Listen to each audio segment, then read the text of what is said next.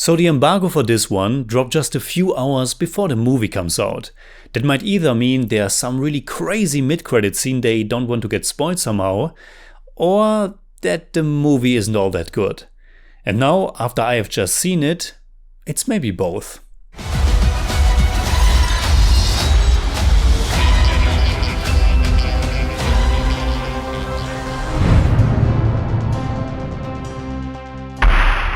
Servus Freunde, my name's Jimmy Cage and The Marvels is the 33rd film in the MCU, the Marvel Cinematic Universe.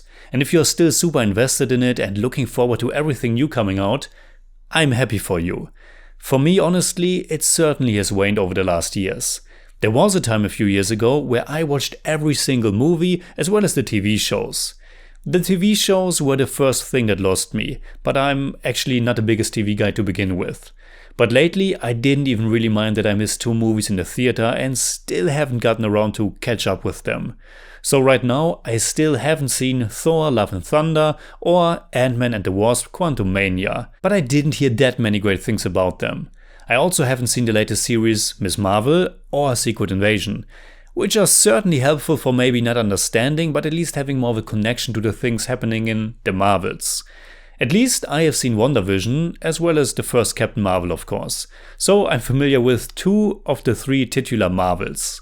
This one was directed by Nia DaCosta, who previously did the 2021 horror thriller Candyman, and it was co-written by Nia DaCosta, Megan McDonnell and Alyssa Karasik. The story or general premise is simple. After some evil Kree lady, Da-Ben, played by Zawe Ashton, uses some ancient device in a quest to restore the Kree homeland of Hala, the powers of our 3 superheroes, Captain Marvel, Brie Larson, Monica Rambeau, Teyonah Parris, and Miss Marvel, Iman Vellani, get entangled. And they have to figure out a way to work together to, save the universe. But for that they only have 105 minutes, because surprisingly The Marvels is the shortest movie in the MCU. Which might be refreshing, and to say something positive here, I thought the movie mostly has a nice look to it. I haven't seen Quantumania, but I heard it looks pretty rough. There are moments where The Marvels evokes a nice feeling of space, and when we are down on the planets, it also feels quite real and tangible. But unfortunately, I can't really say that many other good things about the movie. It's not a total catastrophe, but it's still a pretty hot mess and underwhelming experience overall. The first 20 or 30 minutes are really bumpy. Our 3 heroes get their powers entangled, and therefore they are switching places with each other over and over again. It is presented in a really confusing way, which at first might fit because they are confused as well. But the pacing is so bizarre, and how certain characters react to this very strange situation. How we get a few seconds of random fighting, cut to the family comedy with Kamala, cut to the stuff with Nick Fury over at that space station. Our characters should be really alert and careful and trying to figure out what's going on, but they are really reckless or not caring too much, and it's a bit baffling. There are also so many instances early on where someone only gets saved because someone appears exactly at the right moment. It also didn't help that, at least for me, most of the comedy fell completely flat. The ongoing bit that Kamala is totally fangirling about meeting Captain Marvel or Nick Fury gets old very quickly, and still it's happening for most of the movie. The movie also has some pretty heavy tonal shifts throughout, and the wackier stuff didn't really fit in with the actual superhero or supervillain plot about sacrificing or destroying some people's homes in order to save another one. Early on, a lot of Skrulls die, a pretty horrible death, and while Captain Marvel addresses that certain difficult decisions have to be made, it still felt very casual. And I really have no idea what happened to all the people on that second planet. And there, the clash of tones is even more striking. But I don't want to spoil the surprise. It was a pretty neat and wacky idea, but I think also too wacky for this story and movie.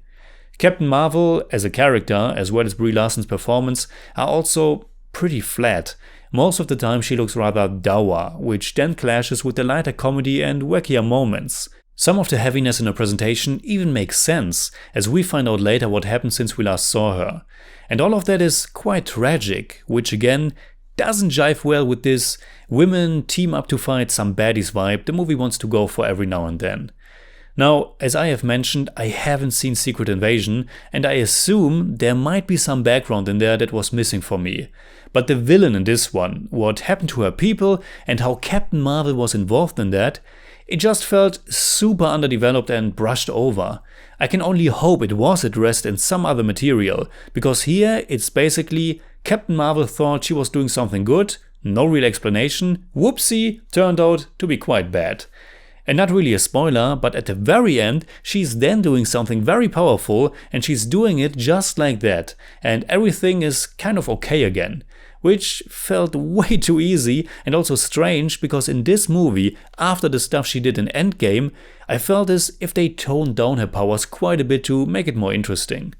And coming back to the powers, this whole switching places thing is a neat idea, but it's really coming across more as a gimmick. It's never quite clear how it works, how they control it, and unfortunately they also don't do something truly interesting or spectacular with it. Sure, they use it in all those little superhero brawls, but it's not that they have to come up with some really clever plan or anything. The action is alright, but nothing special, and so I actually was zoning out a bit. The villain, like I said, is fairly underdeveloped, but at least Zazie Ashton gives her a strong presence. She just has this very unique and charismatic look, I think. As far as character arcs go, or character dynamics, the Marvels just delivers the absolute bare minimum. But that means that the movie really lacks some powerful emotional punches. There are a few, but I would say those are rather easy ones, because they tackle things like a mother dying from cancer, or another mother being worried about her daughter going on a dangerous adventure. But there's not much explored there, and the misguided and same old humor oftentimes diminishes the stakes. Far too often, the solutions feel very convenient and lucky.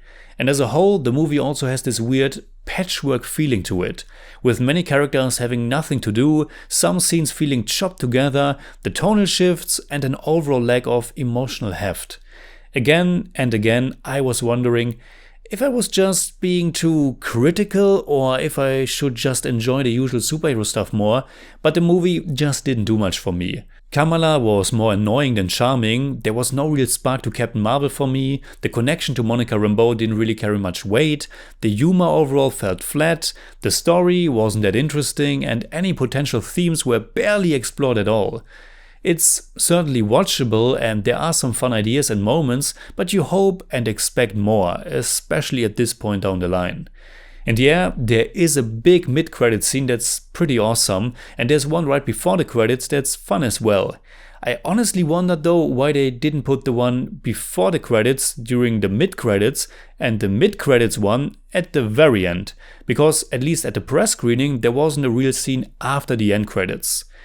Anyway, in German I'd say, The Marvels ist leider eine mittelmäßige Superhelden Nummer, bei der weder die Charaktere noch die Geschichte oder Themen besonders ausgereift sind, der Humor nur in den seltensten Momenten zündet und das Nebeneinander von Weltuntergangs Szenarien und spaßiger Blödelei bitter aufstößt. I give The Marvels 5 out of 10. It's more like 5.4, but I don't do that. I can't. Can you? I got it.